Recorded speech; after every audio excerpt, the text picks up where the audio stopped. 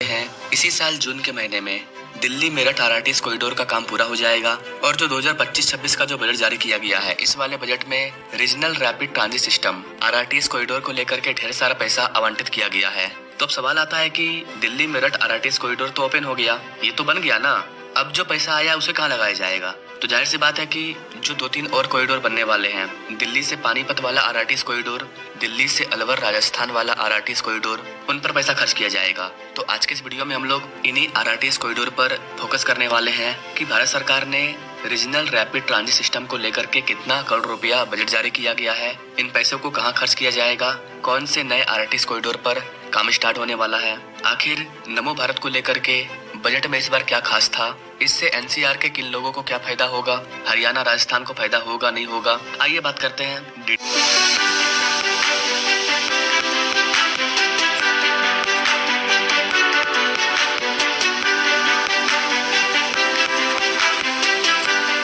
Directly come to the point, Delhi NCR में अब नमो भारत रफ्तार पकड़ने वाली है। इस साल भी केंद्रीय बजट में regional rapid transit system RRTS के लिए अच्छा खासा बजट दिया गया है। वैसे तो रैपिड रेल के लिए 3000 करोड़ रुपया का बजट को आवंटित किया गया है, लेकिन बाद में इसे और ज्यादा बढ़ा दिया गया। जैसा कि आप सभी जानते हैं, इसी साल जून तक दिल्ली मेरठ कॉरिडोर पूरी तरह से ओपन हो जाएगा। बाद में दिल्ली अलवर और दिल्ली पानीपत कॉरिडोर पर काम तेजी से स्टार्ट होने जा रहा है। दिल्ली पानीपत कॉरिडोर का सर्वे का काम भी पूरा हो चुका है और सराय काले खां स्टेशन के पास दिल्ली अलवर और दिल्ली पानीपत के लिए ट्रैक भी तैयार है, मतलब वहां से वो स्टार्ट होगा तो इसका नींव रखा जा चुका है। सराय काले खां स्टेशन को काफी अब तरीके से निर्माण किया जा रहा है। यहाँ से दिल्ली के आप तीनों आरआरटीएस कॉरिडोर पर जा पाओगे। सराय काले खां स्टेशन को लेकर के अभी हाल ही मैंने ये वाला वीडियो अपलोड किया है, आप इसे जरूर देखिए कि किस तरह से ये तीनों कॉरिडोर को संभालेगा। यहाँ पर गाइस आपको बता दें कि रेलवे को इस वित्तीय वर्ष के लिए 2.55 लाख करोड़ रुपया का बजट दिया गया है। वित्तीय वर्ष 2025-26 के लिए केंद्रीय अंतरिम बजट में देश के पहले आरआरटीएस के लिए 2918 करोड़ रुपया आवंटित किया गया है। वित्तीय वर्ष 2024-25 में 3596 करोड़ रुपया का बजट को आवंटित किया गया था आरआरटीएस कॉरिडोर के लिए। अगर बात करें 2023-24 की, तो 2023-24 में भी सेम राशि था, लेकिन 2022-23 के बजट में करीब 4710 करोड़ रुपया आवंटित किया गया था।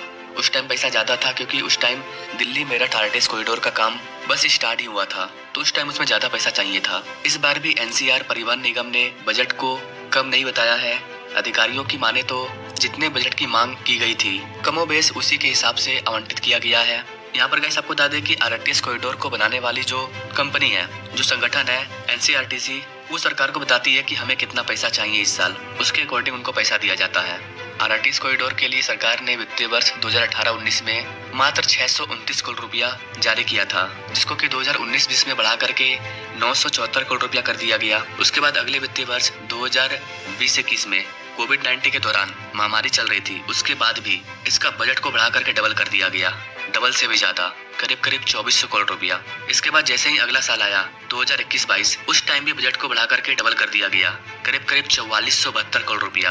तो ये जो बजट डबल हो रहा था आरआरटीएस कॉरिडोर पर, तो यहाँ पर मैं आपको बताने का प्रयास कर रहा हूँ कि सरकार अगर एक बार लग जाती है कि इस वाले बजट को मेरे को आगे बढ़ाना है, तो वो हर साल उसके बजट को डबल करती है। और डबल करने की वजह से ही दिल्ली मेरठ आरआरटीएस कॉरिडोर आज कंप्लीट हो चुका है। रिपोर्ट्स की माने तो 82 किलोमीटर लंबे दिल्ली मेरठ आरआरटीएस कॉरिडोर का निर्माण कार्य जल्दी पूरा हो जाएगा। मौजूदा वक्त में नमो भारत ट्रेन न्यू अशोक नगर तक चल रही है और जून के महीने में वो सराय काले खां स्टेशन तक पहुंच जाएगी। क्योंकि आरआरटीएस कॉरिडोर भी हमारे इंडियन रेलवे के अंतर्गत आता है, सारा रेलवे ही है। तो रेलवे के लिए जो बजट जारी किया गया है 2.55 लाख करोड़ रुपया, हो सकता है कि आने वाले दिनों में इसे 3 लाख करोड़ रुपया कर दिया जाए। तो यहाँ पर जो सरकार के पास इतना सारा बजट जारी किया गया है वो अलग है। स्पेशल आरआरटीएस कॉरिडोर के लिए या फिर मेट्रो के लिए जो बजट जारी किया गया है वो अलग है। अब जो रेलवे मंत्रालय के फंड में करीब 2.5 लाख करोड़ रुपया है, उसका क्या होगा? उसको देश के अलग अलग रेलवे में नए नए कॉरिडोर को बनाने में, नए नए रेलवे कोच बनाने में, नए नए आरआरटीएस कॉरिडोर, मेट्रो के कोच वगैरह को बनाने में इस पैसे का खर्च किया जाएगा पूरे साल के दौरान। ये जो 2.5 लाख करोड़ रुपया है ना, ये मंत्रालय के खाते में गया। अब 1 साल के अंदर इस पूरे पैसे को उन्हें खर्च करना है पूरे देश में। अब ये मंत्रालय के हाथ में है, वो पैसा कहाँ कहाँ लगाएगी। यानी कि साल के बीच में भी आपको आरआरटीएस के लिए अलग से बजट मिल सकता है इस वाले पैसे के हिसाब से। जैसे कि अभी हरियाणा साइड में जो रिठाला कुंडली वाला जो दिल्ली मेट्रो का काम स्टार्ट हुआ, वो क्या था, उसके लिए जो बजट जारी किया गया वो रेल मंत्रालय के इसी फंड से आया। तो जो सरकार स्पेशल बजट निकालती है वो अलग होता है। इसके अलावा पार्टिकुलर उस मंत्रालय के खाते में कितना पैसा गया उससे भी उस वाले बजट को फायदा होता है। यहाँ पर कैसे आपको बता दें कि 2014 के बाद से प्राइम मिनिस्टर मोदी के आने के बाद से रेलवे में बड़े सुधार के तौर पर काम किया गया है। 2014 में नमो भारत ट्रेन की कोई चर्चा नहीं थी। आपको जान करके हैरानी होगी गाइस कि 2014 में हमारा रेलवे का जो बजट होता था ना वो मात्र 40,000 करोड़ रुपया होता था। मात्र 40,000 करोड़ रुपया। अभी कितना है? करीब करीब 2.5 लाख करोड़ रुपया। तो ये विकास नहीं है तो और क्या है? कहाँ 40,000 करोड़ रुपया, कहाँ 2.5 लाख करोड़ रुपया। तो जाहिर सी बात है कि हम तरक्की कर रहे हैं। अब कुछ लोग बोले हैं कि रेलवे का बजट इस बार 2024-25 के बजट से कम है। तो वैसे यहाँ पर आपको बताते हैं कि यहाँ पर सरकार ने जो एक कमाल का काम किया है ना उसी की वजह से थोड़ा सा बजट में गिरावट आया है हर प्रोजेक्ट में। वो ये है कि भारत में जो भी लोग साल का अगर 12.5 लाख रुपया कमा रहे हैं तो सरकार उनसे कोई टैक्स नहीं लेगी। अब आप यहाँ पर सोच करके देखो, जो व्यक्ति 1 लाख रुपया महीना नहीं कमा रहा है उनसे कोई टैक्स नहीं लिया जाएगा। और भारत की करीब करीब 80% से ज्यादा आबादी ऐसी है जो कि 1 लाख रुपया महीने का नहीं कमा पाती है, वो उसके नीचे है। इसका मतलब क्या हुआ? जितने भी आम व्यक्ति हैं, जितने भी गरीब लोग हैं जो 80% के नीचे आ रहे हैं, जो कि 1 लाख रुपया महीने का नहीं कमाते हैं, उनसे कोई टैक्स नहीं लिया जाएगा। ये सरकार ने इस बार बहुत बड़ा काम किया है। अब जो भी टैक्स लिया जाएगा वो वैसे लोग होंगे जो कि हर महीने 1 लाख रुपया से ज्यादा कमाते हैं। यानी कि अगर कोई व्यक्ति सरकारी जॉब भी कर रहा है ना और वो महीने का 80-90 हजार रुपया भी कमा रहा है ना, उनको भी कोई टैक्स नहीं देना पड़ेगा। यानी कि जितने भी आम व्यक्ति हैं उनको भी टैक्स नहीं देना पड़ेगा। मतलब आप यूँ समझो कि सरकार ने एक ऐसा कदम उठाया है कि जिससे अब टैक्स आम व्यक्ति को नहीं देना पड़ेगा। जो व्यक्ति आम व्यक्ति से थोड़ा सा ऊपर है, थोड़ा सा अच्छा खासा लाइफ स्टाइल जी रहा है, थोड़ा सा ज्यादा अमीर है, महीने का 1 लाख से ज्यादा कमा रहा है, 1.5 लाख, 2 लाख, 3 लाख, उनको टैक्स देना होगा। और जो बड़े बड़े बिजनेसमैन हैं जो करोड़ों में कमा रहे हैं उनको टैक्स देना होगा। ये बहुत अच्छा काम किया गया है। लेकिन सरकार के इस वाले स्टेप से सरकार को करीब करीब 1 लाख करोड़ रुपया का नुकसान होने वाला है। अब सवाल आता है कि सरकार उस 1 लाख करोड़ रुपये को कहां से फुलफिल करेगी। यही रीजन है कि इस बार के बजट में आपको हर एक मंत्रालय के बजट में थोड़ा थोड़ा गिरावट देखने को मिलेगा, क्योंकि सरकार को उस 1 लाख करोड़ रुपए के गैप को फुलफिल करना होगा। तो आम लोगों की बल्ले बल्ले है। भारत के कई सारे राज्यों के लिए अलग से अलग अलग बजट जारी किया गया है, जिस पर मैं वीडियो लाऊंगा। अब आता हूँ मैं मेन टॉपिक पर।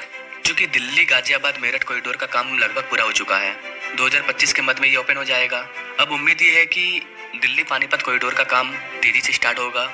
अब देखना ये होगा कि आरआरटीएस कॉरिडोर के लिए जो अलग से बजट जारी किया गया है, उसके अलावा आवास एवं शहरी मंत्रालय कितना बजट जारी करेगी आरआरटीएस कॉरिडोर के लिए, एंड देन स्टेट गवर्नमेंट कितना बजट जारी करेगी अपने राज्य के आरआरटीएस कॉरिडोर के लिए। इन तीनों चीजों से पता चलेगा कि दिल्ली पानीपत आरआरटीएस कॉरिडोर और दिल्ली अलवर आरआरटीएस कॉरिडोर का काम कितना तेज गति से आगे बढ़ेगा। तो बजट जारी किया गया है, अभी पैसे को लगाया नहीं गया है। जैसे ही इस पर कोई बड़ी अपडेट आती है कि इस वाले पैसे को कौन से आरआरटीएस कॉरिडोर में लगाया जा रहा है, तो उस पर मैं अलग से अपडेटेड वीडियो ला दूंगा। हालांकि दिल्ली पानीपत और दिल्ली अलवर इन दोनों आरआरटीएस कॉरिडोर को लेकर के क्या प्लानिंग चल रही है, डीपीआर का काम कहां तक पहुंचा, उसको लेकर के मैंने ये वाला वीडियो अपलोड किया है। आप हमारे इस वाले वीडियो को देख सकते हैं कि इसका काम कहां तक पहुंचा।